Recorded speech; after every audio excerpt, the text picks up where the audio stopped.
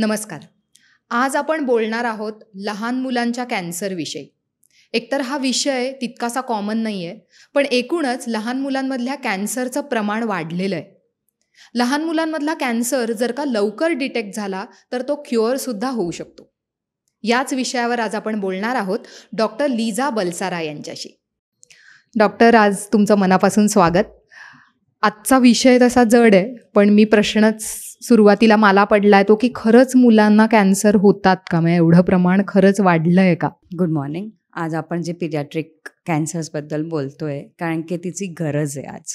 बरोबर. आता मी स्वतःचं जर OPDच्या प्रॅक्टिसला बोललो तर एव्हरी वीक माझ्याकडे 2 ते 3 नवीन कॅन्सरचे पेशंट्स येतात आणि बापरे. तिचं वय स्टार्टिंग फ्रॉम 15 days टिल 18 yearsचा असतो, in between the paediatric cancers एजचा. So as per the statistics, ज्या इंडियन गव्हर्नमेंटच्या स्टॅटिस्टिक्सला आपण हे केलं तर प्रत्येक 1 मिनिटाला भारतात 3 कॅन्सरचे पेशंट आपल्याला डायग्नोज करतात आता. So if we do the math per year the patient range is more than 2 lakh ज्याने पिडियाट्रिक कॅन्सर आपण डायग्नोज करतोय आणि जे ट्रीटमेंटच्या मार्गे पुढे जातोय. म्हणजे वर्षाला 2 लाख मुलांना कॅन्सर होतोय. सो ते खरंच वाढलेलं आहे आणि आपल्याला रिअली त्याची अवेअरनेसची आता गरज आहे. बरोबर. म्हणूनच जेव्हा आपलं बोलणं झालं तेव्हा पण आम्हाला तेच वाटलं की हा विषय कॉमनली बोलला गेलेला नसेल तरी ते पोचवणं गरजेचं आहे आता. We are very thankful for the platform for taking such a serious topic. आणि हे अवेअरनेस पॅरेंट्सना घाबरण्यासारखा की ते करायला सारखा ते प्रयास नाही आहे आपला, but this is only shedding light आणि अवेअरनेससाठी आपण हे करतोय. I know. मी आता तेच म्हणणार होतं की याच्यातनं कुठेही भीती निर्माण व्हावी किंवा काहीतरी तुम्ही काळजी करायला लागावं असा उद्देश नाही आहे. जसं तुम्ही म्हणालात तसं की निदान हा विषय बोलला जावा आणि त्यांनी त्याच्याबद्दल नॉलेज पालकांपर्यंत पोचावं हाच उद्देश आहे. मला प्रश्न पडला होता की हे अचानक एवढं प्रमाण का वाढलं आहे किंवा what are the reasons? Sir there are few reasons. एक तर आधी की आपली जसं की ॲडल्टमध्ये आपण जर कॅन्सर म्हणलो तर आपण असं बॅक ऑफ द माइंड विचारतं की हा ते दारू पीत असेल, दारूचं सेवन केलं असेल, की ते सिगरेटचं सेवन केलं असेल, की ते तंबाखू खात असेल, which are the non causes की आपल्याला माहिती आहे. आणि अथवा पॅसिव्ह स्मोकिंग, की तुम्ही स्मोकिंग नाही करत पण तुमच्या जवळचा मित्र स्मोकिंग करतोय आणि तुम्ही तिच्याबरोबर रोज जाताय आणि you are doing a passive smoking. तर this are the known reasons जे ॲडल्टमध्ये होऊ शकतो. पण जर 15 दिवसाचा बाळ, 1 महिन्याचा बाळ ज्यांना आपण कॅन्सर डिटेक्ट करतो, definitely this are not the reasons. तर वन ऑफ द रिझन्स की आहे जे लाईफस्टाईल चेंजेस, की आपण एवढं लाईफस्टाईल चेंजेस आहे. आपण जंक फूडचं सेवन जास्त करतोय आपण. आणि आता आपण अल्ट्रा प्रोसेस फूड जे म्हणतो आपण, की ज्याने एकदम प्रोसेसिंग केलेलं आहे, की इन्स्टंट नूडल्स, इन्स्टंट जे रेडी टू ईट सगळं गोष्ट आहे, पॅकेज फूड, प्लास्टिकचा जास्त वापर करतोय आपण. And this is ultimately reflecting on our life. बरोबर. म्हणजे हे हळूहळू हे जे आपलं वाढलेलं आहे सगळ्या गोष्टी त्याचा एकदम पर्टिक्युलरली पिन पॉईंट रिझन नाही आहे की हेच कारणामुळे आता हे कॅन्सर्स बाळामध्ये येतं आहे. The lot of research is going on आणि जे कारण सापडणार असेल त्यांना नक्की काल उठून नोबेल प्राईज भेटतील. पण आता आपल्याकडे पिन पॉईंट रिझन्स नाही आहे. पण they are few of the reasons which can be avoided as a preventive steps. त्याच्यावर आपण पुढे बोलणारच आहेत. येस. सो आता लहान मुलांमधला कॅन्सर हा जर हे असेल तर काय काय प्रकारचे कॅन्सर्स? तो सायन्स अँड सिम्पटम्स जे आपण बोलणार ते आपण हेड टू टो जाऊन. ठीक आहे. तर first thing which is there in our body all over ते ब्लड. ते एक ब्लड कॅन्सरचं प्रमाण असतं, लुकेमिया म्हणतो आपण त्याला. ते ॲक्यूट लिम्फोब्लास्टिक लुकेमिया की ॲक्यूट मायलोब्लास्टिक ALL AML जे असेल ते blood cancers, this are the blood cancers जे आपल्याला. आणि this is very common. Blood cancer मुलांमध्ये जास्त प्रमाण जास्त है. एक और कैंसर होता है which is known as retinoblastoma, और वो आँखों का कैंसर होता है. And that can be from the age of 1 month also. Okay. And उसमें द अर्लीस्ट साइन जो हम लोग देखते हैं कि कभी कभी ना, because we take a lot of photos of our children, तो मदर फोटो खींचती है और उनको एक white glow, not the red dot, वो जो कैमरा में दिखता है वो नहीं, वाइट ग्लो जो होता है वो ग्लो दिखता है. And mother will randomly send a photo, madam is this normal? And that is the first sign of cancer. अभी 15 दिन पहले एक बच्ची के मदर का मेरे को फ़ोटो आया कि मदर ये that one white glow was seen, और उन्होंने बोला कि madam is this normal, and then we went further processing and that turned out to be an eye cancer, और उसके फिर आगे सर्जरी एंड कीमोथेरेपी के रूप में हमें ये करना पड़ा. किडनी कॅन्सर्स असतो, विल्म्स ट्यूमर आणि नेफ्रोब्लास्टोमा, न्यूरोब्लास्टोमा, हे सगळं. स्टमकचे कॅन्सर्स ॲडल्टमध्ये जास्त असतं, लंग कॅन्सर्स पण ॲडल्टमध्ये जास्त असतं, ब्रेस्ट कॅन्सर्स ॲडल्टमध्ये जास्त असतं. So there is something called की आपण लिम्फ नोड्स म्हणतो. ते लिम्फ नोड इन्फेक्शनमध्ये पण ते गाठी गाठी आपल्याला भेटते, दिसतं. हां, आणि कधी जर इन्फेक्शन नसताना ते गाठी गाठी वाढायला चालू होतं तर ते is known as lymph node cancers, lymphomas आपण म्हणतो. आणि एक हाडांचाच कॅन्सर असतो. हाडांच्या कॅन्सर्समध्ये इविंग सार्कोमा, ऑस्टिओसार्कोमा, ऑस्टिओपेट्रोसिस, त्याच्यामध्ये तुम्हाला एक पर्टिक्युलर हाडांच्या वाढणं, म्हणजे सुजन वाढणं, की गाठी वाढणं, ते तुम्हाला दिसतं. तर this are the types of cancer which are found in pediatric age group. आणि एक लिव्हरचं कॅन्सर असतं जे हॅपेटोब्लास्टोमा वगैरे. पण the bottom line of every pediatric cancer is it is curable. Okay, great. मग मी तेच विचारणार होते, कारण ही नावं आत्ता ऐकून तसं तितकंसं आम्हाला कळणं अवघड आहे. पण मग हे चांगलं आहे की, आणि हे सांगायला पण आपल्याला पाहिजे की ह्याच्यात घाबरण्यासारखं एवढं लगेच घाबरायला नको आहे, कारण हे क्युरेबल आहे. जसं मोठ्या माणसांचा कॅन्सर असतो त्याची जेवढ्या सिरियसनेस आहे त्यापेक्षा निदान याचा वेळीच ट्रीटमेंट केलं तर दिस इज क्युरेबल. ओके. याच्यामध्ये आता पुढचा प्रश्न जो मी विचारणार होता ते म्हणजे हे ओळखायचं कसं की कदाचित कैंसर है. सो अभी science end symptoms of cancer हमें जानना ज़रूरी है for the awareness. Is if आपके बच्चे को बहुत ज़्यादा बुखार है, 14 दिन के ज़्यादा आपको बुखार है और आपको कोई भी रीज़न नहीं मिल रहा है, आपने बहुत सारी टेस्ट कराई है लेकिन वो सारे नेगेटिव आए हैं और आपके बच्चे को फीवर कम ही नहीं हो रहा है, this is known as chronic fever more than 14 days. आपके बच्चे को रात को ही बुखार आ रहा है 102, 103 और उसमें बहुत ज़्यादा स्वेटिंग हो रही है. आपके बच्चे को कहीं से भी रक्तस्राव हो रहा है, नाक से ब्लीडिंग हो रहा है, यूरिन में ब्लड आ रहा है, आपके टॉयलेट की जगह से ब्लड आ रहा है, अनएक्सप्लेन ब्लीडिंग जो हो रहा है. कभी कभी आपने ये सुना होगा कि प्लेटलेट्स बहुत कम हो गए हैं, इसी वजह से आपको लाल लाल ऐसे चट्टे आ रहे हैं, काले नीले धागे आ रहे हैं, which is the internal bleeding.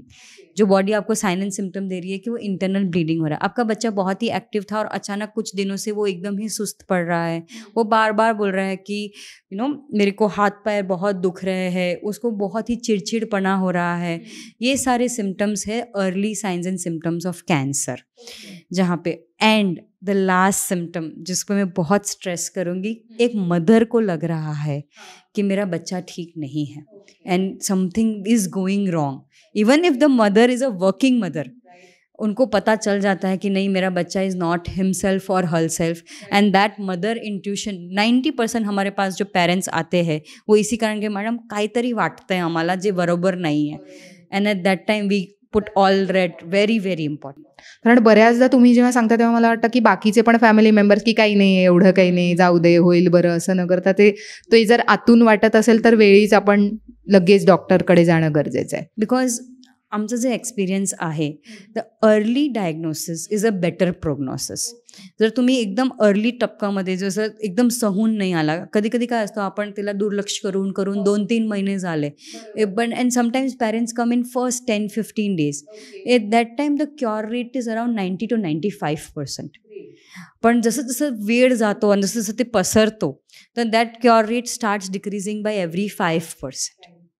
So वेळीच जर का जसं तुम्ही सांगितलं की हे सिम्टम्स आहेत तर वेळ न घालवता लवकरात लवकर डॉक्टरांना भेटणं हे गरजेचं आहे. आणि ते दुसरं प्रश्न पडतो की जर मला असं वाटत असेल तर असं डायग्नोस कसं करता तुम्ही ब्लड कॅन्सरला. तर we normally do the normal blood test. जे तुम्ही जर हे सिम्टम्ससाठी आला, एक ॲडल्ट पण आला आणि एक पीडियाट्रिक आला, तर they are series of normal blood test which we do. In that अगर हमें कोई रेड फ्लैग मिलता है then we do the second steps. जसं की जर ते ओव्हरी कॅन्सर असेल की जर ते बोन कॅन्सर असेल तर त्याला specific tumor markers, we run the tumor markers. जर ब्लड कॅन्सर असेल तर आम्ही एक बोन मॅरोची तपासणी करणार.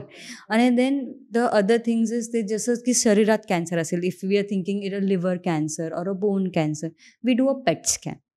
अँड देन अगर जर ते स्वेलिंग असेल आणि आम्ही पेट स्कॅनमध्ये आम्हाला सापडतो की ते स्वेलिंग आहे आणि तिच्या अपटेक जास्त आहे, तो आम्ही तिकडची बायोप्सी घेतो. सो इट इज नॉट की तुम्ही फर्स्ट टाईम आला आणि आम्ही सिरीज ऑफ टेस्ट रन करतोय. It is always a stepwise test जे आम्ही करतोय. राईट, बरोबर. म्हणजे ते हळूहळू जसं जसं ज्या ज्या टप्प्याला तुम्हाला वाटणार आहे तशा तशा टेस्ट होणार. आणि ऑफकोर्स ॲज यू सेड की हे मुलांचं आहे तर ती काळजी घेऊनच डॉक्टर तशा टेस्ट सांगतील. Okay, once it is detected की हा या स्वरूपाचा कॅन्सर असेल तर त्याच्यानंतरची ट्रीटमेंट काय असते? कारण जनरली कॅन्सर म्हटल्यानंतर किमोथेरपी हा वर्ड ऐकायला येतो आणि मुलांना ते सहन होईल का, मग मुलांना पण ते देतात का, असे प्रश्न पडणं स्वाभाविक आहे. सो एक गोष्ट जे मला हे सांगायचं की जर ते कॅन्सर असेल, समजा ते इविंग सार्कोमा आहे, हाडांचा कॅन्सर, की लुकेमिया आहे, ब्लड कॅन्सर आहे, तर ते डॉक्टर पल्साराचं प्रोटोकॉल की डॉक्टर एक्सच्या प्रोटोकॉल असं नसतं. It is a universal protocol. तर तुम्हाला लुकेमियाची ट्रीटमेंट तुम्हाला पुणेमध्ये भेटणार, मुंबईमध्ये भेटणार, दिल्लीमध्ये, वॉशिंग्टनमध्ये, कॅनडामध्ये. It is all the same protocol. आणि ते प्रोटोकॉल आम्ही असं पेशंट वाईज ट्रीट करत नाही. It is the same protocol which will be given universally at the same place. आणि जी किमोथेरपी होते ना, ते chemotherapy is according to your body surface area. म्हणजे तुमची हाईट, तुमचं वेट, तिचे तुमचं एक बॉडी सरफेस एरिया निघतो. आता तुम्ही, I am giving you an example of a 2 year old child. ते 2 year oldच्या body surface area is only 0.4 की 0.3 की 0.6 हे करून.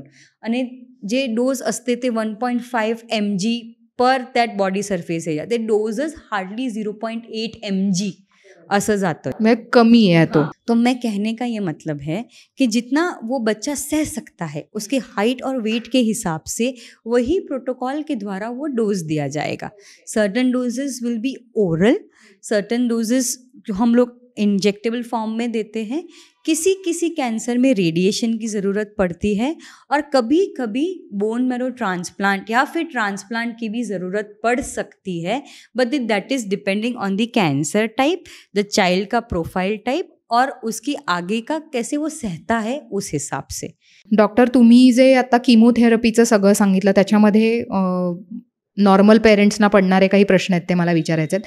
किमो म्हटल्यानंतर असं असतं की केस जातात, तर मुलांचे सुद्धा केस जातात का या प्रोसेसमध्ये? येस, ठीक आहे, जाऊ शकते, नाही पण जाऊ शकते. ठीक आहे, that is a personal profile, clinical profile जे असतं ते. पण 99.9% आपण असं म्हणू की जाऊ शकते. पण ते किमोथेरपी संपल्यानंतर विदिन 30 to 45 days ते केस परत येतात आणि खूप छान केस येतात. ठीक आहे, घन, नॉर्मल. किमोथेरपीमुळे थोडीशी स्किन डार्क होऊ शकते. ठीक आहे, आणि केस फक्त असं आपला केस जे आहे ते नाही, आयब्रोचे पण जाऊ शकते आणि इतर बॉडी पार्ट्सचे जिकडे केस असते ते पण जाऊ शकते. ठीक आहे, but they all come back. This are the reversible changes of the body. Skin dark होणं, चव नाही येणं, केस जाणं, that is all reversible changes of the chemotherapy. जेवढ्यापर्यंत किमो चालू आहे तेवढ्यापर्यंतच ते असणार आहेत, नंतर पुन्हा ते बॅक टू नॉर्मल येणार आहे.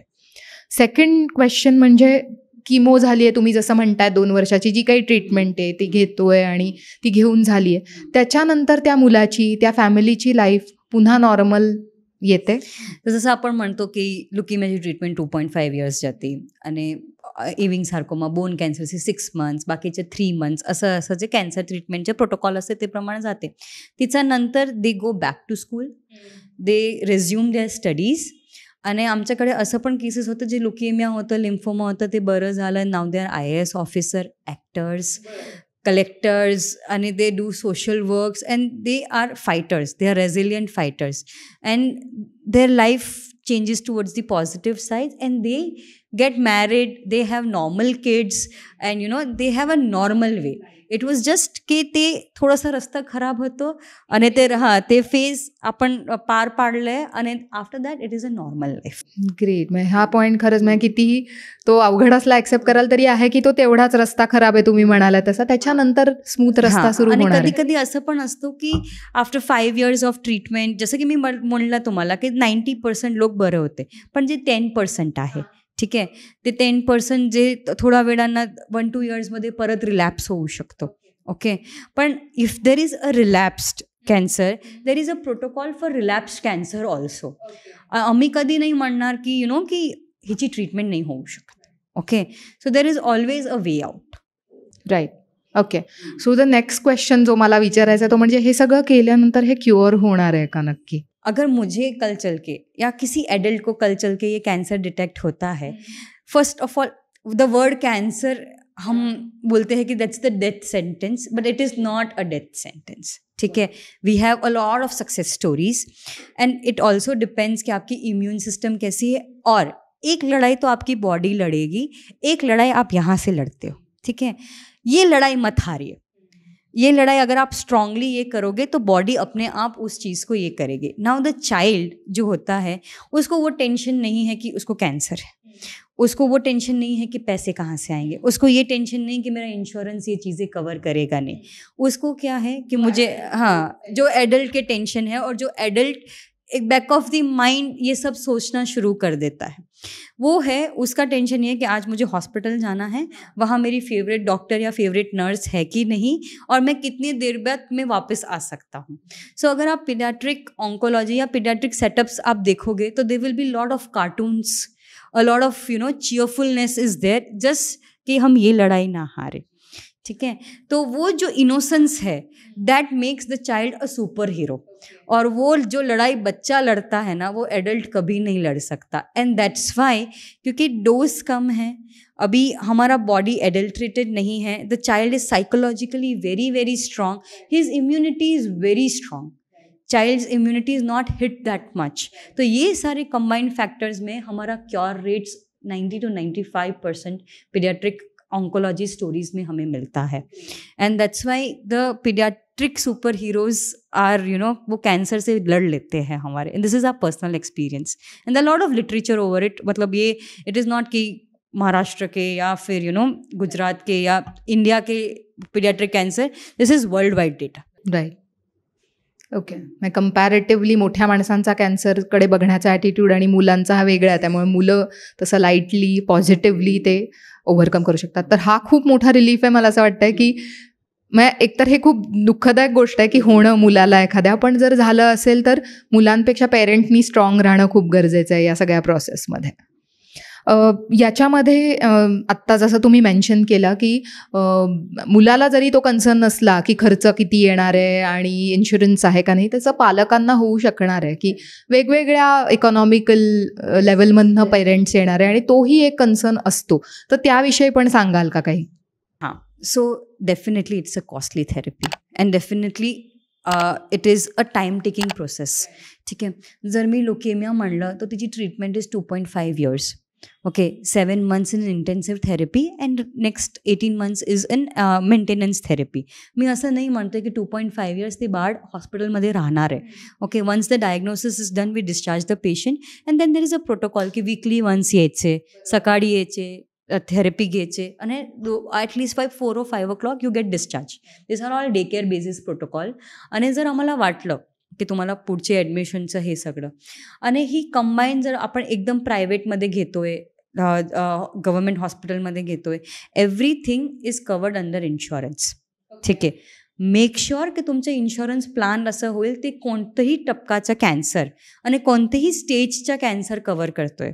Read the asterisk small letters very properly. Ask question to your insurance agent which is very very important.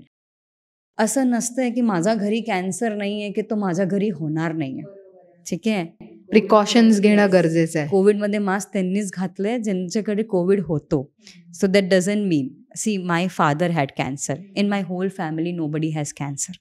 Okay, so it doesn't mean that my future generation of family members won't get cancer. Okay, so cancer cover is the first step you will have to take in your insurance plan. Even मला वाटतं काही जण लहान मुलाचा कशाला insurance करायचा असं पण म्हणतात, तर ते तसंही नको आहे. इन्शुरन्स काढणं गरजेचं आहे. So by the day 3 of life, आता तुमचं बाळ आज जन्मलं आहे तर विदिन 72 hours ते इन्शुरन्स कव्हरमध्ये होऊ शकते. ठीक आहे, but you will have to tell this to your insurance agent. First thing. Second thing is most of the आम्ही काय बघतो की see there lot of schemes. Government schemes आहे जे कॅन्सर कव्हर देतं, मदत मिळू मिळू शकते. शकतं. तर लॉट ऑफ NGOs जे तुम्हाला कॅन्सरची मदत देतं. कधी कधी ते किमोथेरपी देतं, कधी कधी ते इन्व्हेस्टिगेशनसाठी देतं, कधी कधी just for the treatment protocol chemotherapy तसं ते देतं आहे. आणि we are as a doctor also we are आम्ही सांगतात डायग्नोसिसच्या वेळेत सांगतात की हे सगळं तुम्हाला मदत भेटू शकते. ठीक आहे. There is something call PM fund, prime minister योजना. There is something call CM fund, chief minister योजना. ओके.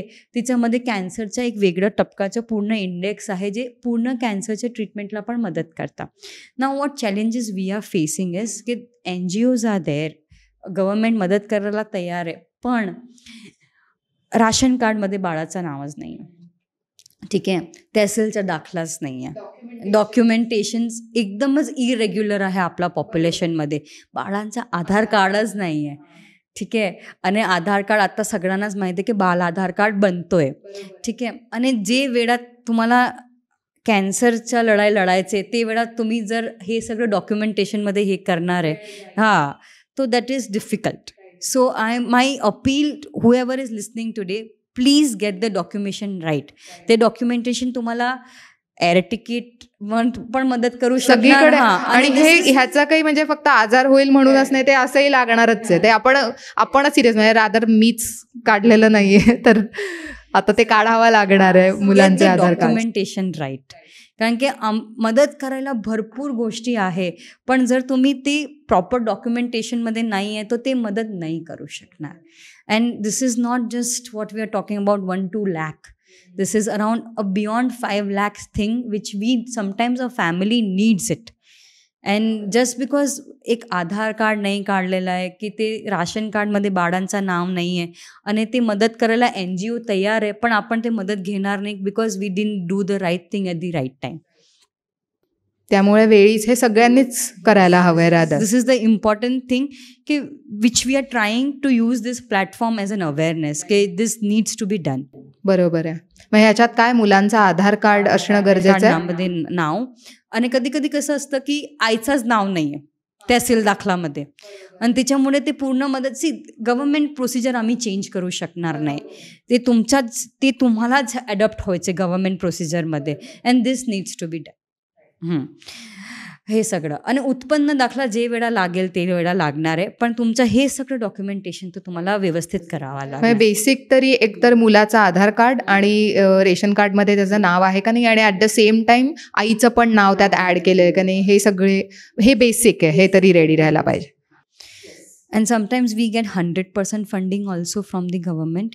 तर कधी कधी जे इनिशियल डायग्नोसिसचे खर्च असतो, जे डायग्नोसिस बनलं की तुम्हाला बाळाला हे आजार आहे, तिथपर्यंतच खर्च माबाप घेतं. त्याच्यानंतर NGOs and everybody take care of it. Even transplant. So जर ते बाळाला ट्रान्सप्लांटपर्यंत पोचल्याची गरज आली तर that is also taken care of out of NGOs. Doctor, आता हे सगळे पॉईंट्स कळलेत आणि आपण अवेअर असणं गरजेचं आहे, आपण नेहमी सज्ज असणं गरजेचं आहे आणि मेंटली स्ट्रॉंग असणं पेरेंट्सनी गरजेचं आहे, हे तर तुम्ही छान सांगितलंच.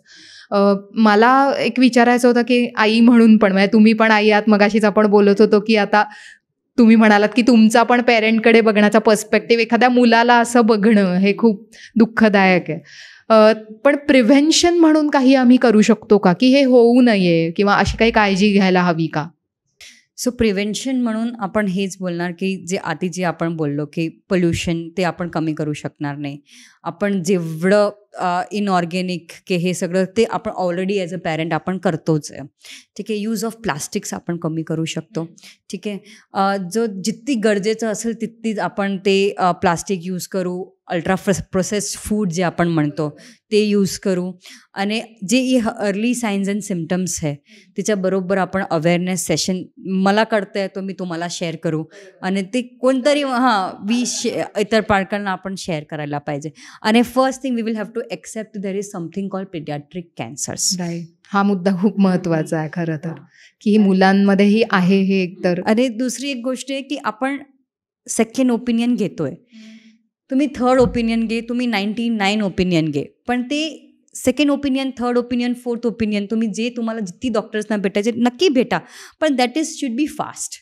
तुम्हाला एक डॉक्टरांना सांगितलं आहे की तुम्हाला मुलांना कॅन्सर आहे, तर that second opinion third opinion should be done in 2 to 3 days. असं नाही की 15 days 1 month 3 months असं नाही आहे. बिकॉज ते कॅन्सर जे आहे, कॅन्सर इज की माझा आणि तुमचं सेल 1:2 होत आहे, ते कॅन्सरमध्ये 1:2 lakh सेल्स होते आणि ते रेट्स कमी होणार नाही जेपर्यंत मी ट्रीटमेंट देत नाही आहे.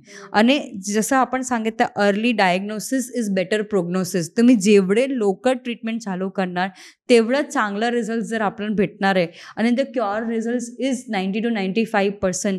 ते तुम्ही फक्त ओपिनियन घेण्यासाठी ते वेळ घालणार आणि ते तुम्ही 60-30 असं रिझल्ट्सवर येऊ नको. बरोबर. लवकरात लवकर ट्रीटमेंट सुरू करणं गरजेचं if you are diagnosed, start treatment ASAP. Doctor, आता हे सगळं समजलंय, पण म्हणजे आई म्हणून प्रत्येकाला वाटणार की माझ्या मुलाला होऊ नये हा कॅन्सर किंवा हे काही नको. तर काही प्रिव्हेन्शन आहे का, काही काळजी आम्ही घेऊ शकतो का? So first will do the dos, की आपण काय करायला पाहिजे. Unhealthy lifestyle as a family, की यू आर ॲक्टिव्ह हेल्दी, हे सगळं. आपण ॲज इंडियन्स ना खूपच पाणी कमी पितो. ठीक आहे, ओके. आपण आणतो ते बॉटल मस्त मिल्टनची, कूल राहण्यासाठी, छान दिसणारी, कलर्ड एव्हरीथिंग, पण ते जसं आणतो तशीच परत घरी जातो. ठीक आहे, we are hardly drinking any water. So at least 1 to 2 liters of water we have to make a compulsory rule. आपण ते ॲप पण टाकलं आहे वॉटर रिमाइंडरचा, पण त्याला काही अर्थ नाही आहे. ठीक आहे, eating healthy food, okay, including all ते लेग्युम्स जे आपण म्हणतो, मूग, चणा, हां ते, आणि green leafy vegetables, having a balance diet, जे आपण सगळं पॉडकास्टमध्ये तेच रिपीट करतो, but we need to infuse it further. Okay, avoiding plastic containers, avoiding plastic things. हां, कारण की आता तर तुम्ही किती सारी न्यूजपेपरचे आर्टिकल्स बघितलं की मायक्रोप्लास्टिक्स पण पोटात भेटतं, ब्रेस्ट फीडमध्ये भेटतोय, ते that is there and the lifestyle is affecting us, this is a fact. आणि avoiding ultra processed food, avoiding whichever packages food, ते सगळं जेवढं आपण अवॉइड करू शकतो. ते मी असं नाही म्हणतं की बंद करा, पण जर तुम्ही रोज खात असेल तर make it weekly once, change your lifestyle, because lifestyle is causing the gene mutation, आणि जीन म्युटेशन होत आहे त्यामुळे पुढच्या जनरेशनमध्ये ते येत आहे. हा खूप महत्त्वाचा मुद्दा आहे मला वाटतं, कारण हे इग्नोर्ड राहत आहे. कारण तुम्ही मगाशी म्हणालात तसं त्या बाळाला काही एक्सपोजर काही नाही आहे, तरी ते काय येत आहे, कारण इट इज जेनेटिकली हे हळूहळू होत चाललेलं आहे. तर हा किती वेळेला आपण हे बोलतोय, तर वेळीच त्याच्यावर आता स्टेप्स घेण्याची गरज आहे आणि लाईफस्टाईलमध्ये हे बदल करणं गरजेचं आहे. Thank you so much doctor. आजचं सेशन खूप छान झालं आणि खूप महत्त्वाचे पॉईंट्स आम्हाला मिळाले आहेत. त्याच्यातनं घाबरून न जाता याच्यातनं अवेअरनेस कसा निर्माण होईल आणि काय छोटे छोटे बदल आपल्याला करता येतील ते नक्कीच बघूयात.